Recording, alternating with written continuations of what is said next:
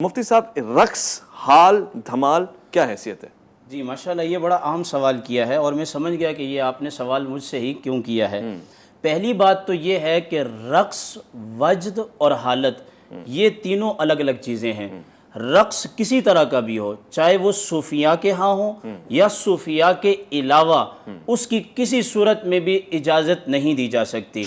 آپ اس سے اندازہ لگائیں گے کہ شیخ احمد رضا خان فاضل بریلوی رحمۃ اللہ تعالی علیہ نے فتاوی رضویہ شریف کے اندر مزارات پر عورتوں کا جانا حرام لکھا ہے۔ عورتوں کا جانا حرام لکھا ہے، باقاعدہ ایک رسالہ ہے، سوائے ایک روزہ شریف کے۔ فرمایا سرکار کے روزے پر جا سکتی ہیں، اس کے علاوہ کہیں اور نہیں جا سکتی۔ ہمارے ہاں جو مزارات پر صوفیت کا نام لے کر جس طریقے سے مرد و زن کا اختلاط ہوتا ہے اور اس میں جو بے حیائی اور فحاشی ہوتی ہے اور رقص ہوتا ہے، باہوں میں باہیں ہوتی ہیں، اسلام قطعاً اس چیز کی اجازت نہیں دیتا اور نہ اس چیز کی اجازت دی جا سکتی ہے۔ اور اس کو کسی مسلک سے جوڑنا بھی درست بات نہیں ہے، کیونکہ جہالت جو ہے وہ کوئی مسلک نہیں ہوتا۔ اب آئیے حالت کی طرف۔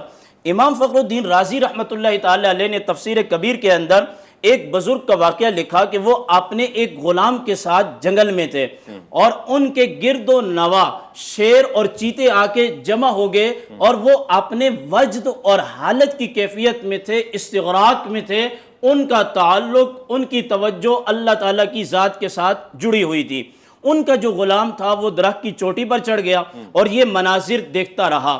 دوسرے دن جب انہوں نے وہاں چلا کیا تو امام فخر الدین رازی لکھتے ہیں کہ وہ بزرگ اسی حالت میں نہیں تھے بلکہ بیٹھے ہوئے ذکر و اذکار کر رہے تھے، تو چمٹی نے کاٹ لیا۔ جیسے کاٹا تو ان کو تکلیف ہوئی، جیسے تکلیف ہوئی تو اس غلام نے کہا کہ حضور کل تو یہاں پر درندے جمع ہوئے، جان لیوا جانور، اور آپ کو تو کچھ نہیں ہوا، میں تو جان بچانے کے لیے درخت پہ چڑھ گیا اور آج آپ کو چمٹی نے کاٹ لیا تو آپ کو تکلیف ہو گئی۔ اس بزرگ نے کیا جواب دیا؟ امام فخر الدین رازی التفسیر الکبیر شافعی مسلک کے لکھتے ہیں، کہتے ہیں کہ ہم ہر وقت اس حالت میں نہیں رہتے، یہ حالت کبھی کبھی طاری ہوتی ہے۔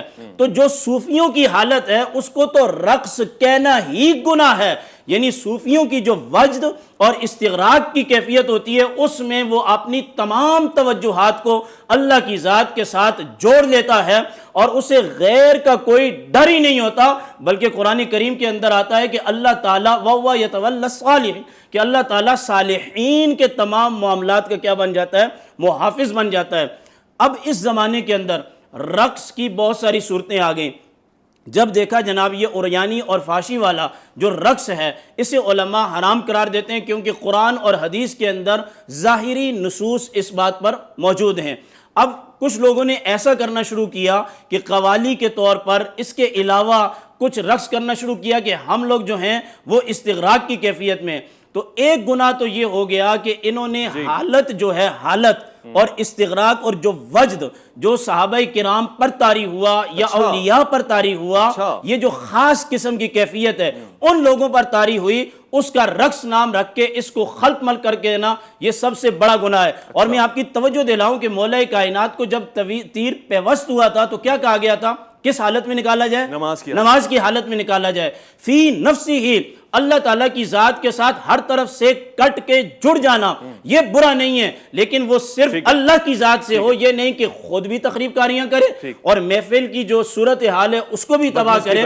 وہ تو اللہ اور مخلوق کا ایک رابطہ ہے، وہ اگر بحال ہو جائے تو پھر غیر کی طرف توجہ ہی نہیں جاتی۔